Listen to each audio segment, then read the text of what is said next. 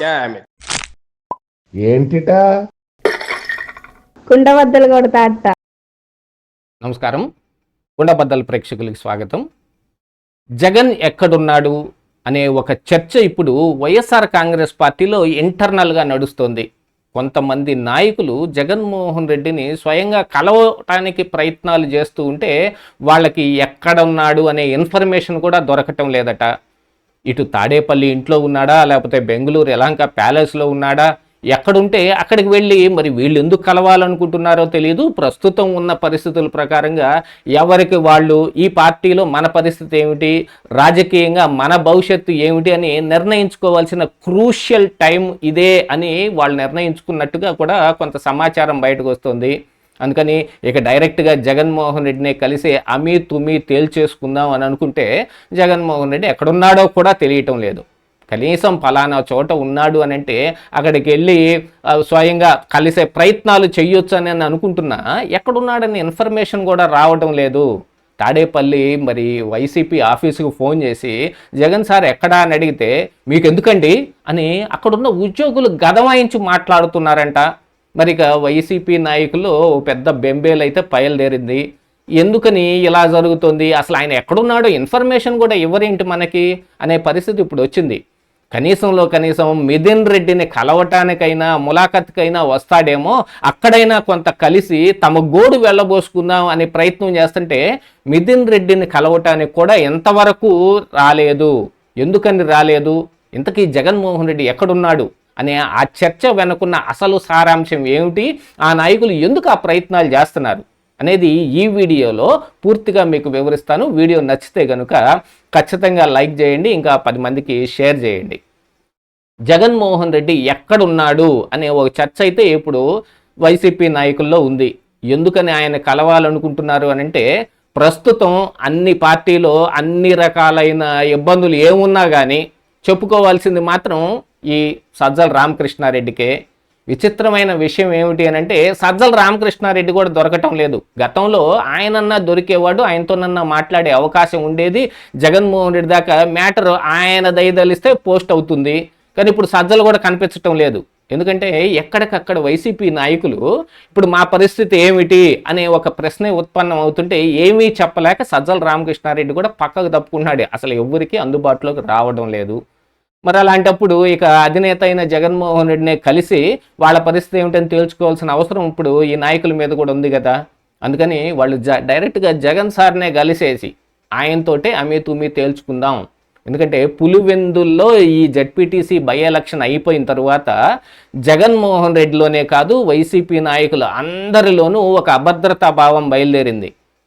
న్యాయంగా నిజంగా ఎలక్షన్ జరిగితే మన వైసీపీ పరిస్థితి ఇదా అనేది ఒక ఇంటర్నల్గా జరుగుతోంది. అంటే బయటకు బుకాయించడానికి ఇది పోలీసులు జులుం దాష్టీకం అని ఎంత చెప్పుకున్నా కోట్ల డబ్బులు ఖర్చు పెట్టాల్సిన ఈ నాయకులకు మాత్రం నిజంగా లోపల గుండెల్లో నిజం తెలిసే ఉంటుంది కదా.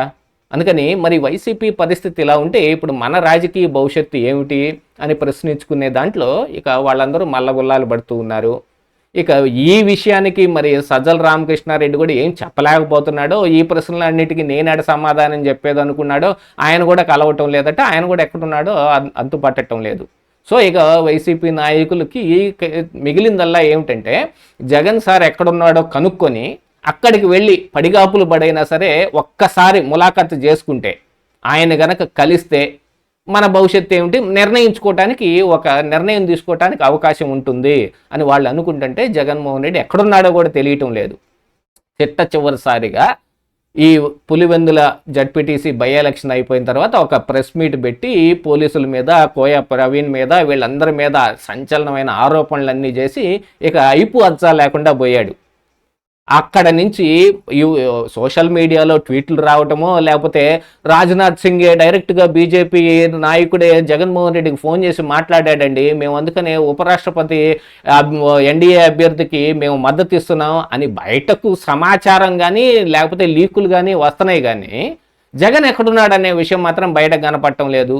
దీంతో పాటుగా మరొక పక్కన ప్రభుత్వంలో ఉన్న పెద్దల్లో కూడా అసలు ఇంతకీ జగన్మోహన్ రెడ్డి ఎక్కడున్నాడు అని వాళ్ళు కూడా ఆలోచించుకునే పరిస్థితి వచ్చింది. ఎందుకంటే లిక్కర్ స్కామ్లో దాదాపుగా అన్ని రకాలైన ఈ ఎవిడెన్సెస్ మొత్తం దొరికినట్టుగాను, మరో పక్కన ఈ అప్రూవర్గా మార్చే ఈ డ్రామా ఏదైతే ఉందో ఈ A2 A3లని వాసుదేవరెడ్డిని కానీ మిగతా వీళ్ళని కానీ ఈ అప్రూవర్గా మార్చేది కూడా అది కూడా తిరస్కరించబడింది. ఇక దాంతోపాటుగా ఇక బెయిల్ పిటిషన్లు కూడా తిరస్కరించబడుతూ ఉన్నాయి. ఇక అరెస్ట్ అయ్యి ఇన్ని రోజులైనా కూడా మిథున్ రెడ్డి రాజమండ్రి సెంట్రల్ జైల్లో ఉన్నా ఇంతవరకు ములాఖత్కి జగన్మోహన్ రెడ్డి రాలేదు. కాకపోతే మొన్న మధ్య బొత్స సత్యనారాయణ ములాఖత్కి వెళ్ళి 24, 25 తారీఖుల్లో జగన్మోహన్ రెడ్డి కలుస్తాడన్నట్టుగా ఒక లీక్ కూడా ఇచ్చాడు. కానీ జగన్మోహన్ రెడ్డి అది ఏ ప్రయత్నం జరుగుతున్నట్టుగా ఏం కనపడలేదు. కనీసం ములాఖత్కి అప్లికేషన్ పెట్టినట్టుగా కూడా సమాచారం ఏం లేదంట. ఇక దాంతో ఈ వైసీపీ నాయకులు డైరెక్ట్గా జగన్ని గెలవడానికి ఎక్కడున్నాడో తెలుసుకునే ప్రయత్నం చేస్తే, అవసరమైతే మరి బెంగళూరు యలహంక ప్యాలెస్ దగ్గరైనా పట్టుకుని వేలాడదాం అనుకుంటున్నారేమో తెలియదు. వాళ్ళైతే వాళ్ళ రాజకీయ భవిష్యత్తును నిర్ణయించుకోవడానికి ఇప్పుడు ఫైనల్గా జగన్మోహన్ రెడ్డిని ఒకసారి కలిస్తే ఏమిటనేది తేలిపోతుంది. దీంతో పాటుగా ఏమిటంటే పార్టీలో ఇప్పుడు ఇంటర్నల్గా వాళ్ళ పరిస్థితి ఏమిటి, ఇన్ఛార్జీలను అందరినీ పెట్టడం జరిగింది.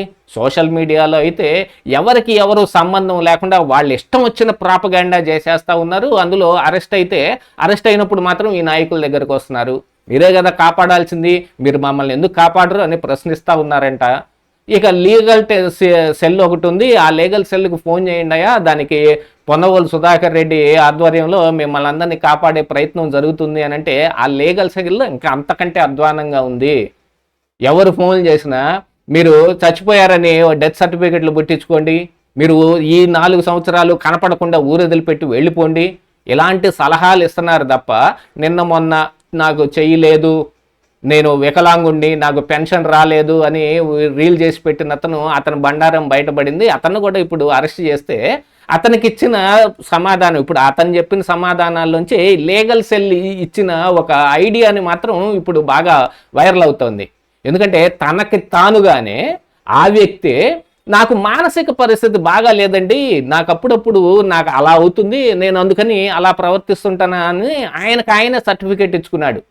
మానసిక స్థితి బాగా లేదని ఆయనకి ఎక్కడ చూపించుకున్నట్టుగా ఆధారాలు ఏమి లేవు, ఆయనకి అలాంటి సర్టిఫికేట్ ఏమీ లేదు.